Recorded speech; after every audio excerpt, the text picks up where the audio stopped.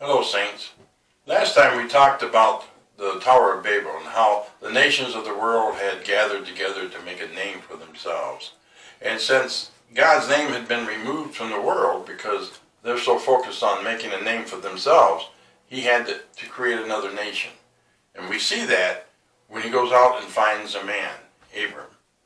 And from Abram he calls a nation, Israel. And from Israel he calls the world. And so through this process, we see God working to restore all things. Remember the promise that was made back in Genesis 3:15, where God promised that the seed of the woman would deal the death blow to the serpent. All across the scriptures has been the idea of this covenant being restored, not just in the present temporal sense, but in the future ultimate sense, the total consummation of all things and the destruction of sin. We see this in the book of Revelation. Remember, John is using the Old Testament as a background. He doesn't quote directly from it, he echoes it or refers to it.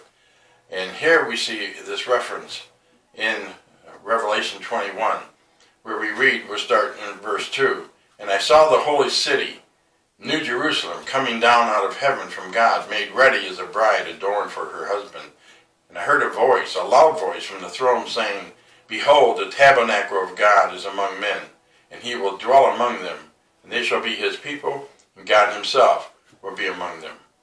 This last part here is actually the covenant statement, where it says, "And God will dwell among them, and they shall be his people, and God himself will be among them." The covenant is the culmination here of the whole promises across the span of human history in a sinful world. This is everything we've been working towards. And as we give the message of the three angels in Revelation 14, this is the culmination that we are looking to see.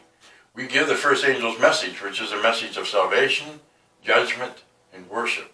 And in that message of judgment is not a message of condemnation, but God restoring justice. Fear God, give him glory. For the hour of his judgment has come. God has now stepped upon the stage of action to restore justice in a world where there is no justice, to take back the kingdom of darkness. That's why we preach the second angel's message about the fall of Babylon. It's not that we want to lord it over Babylon, that they're fallen, but that rather God's kingdom has triumphed and displaced the kingdom of darkness. This is the culmination of all that hope and promise right here in chapter 21. We have a great message to share with people, not a message to separate them, but a message to bring them into the kingdom. Go out and bring people into the kingdom and be a blessing to them.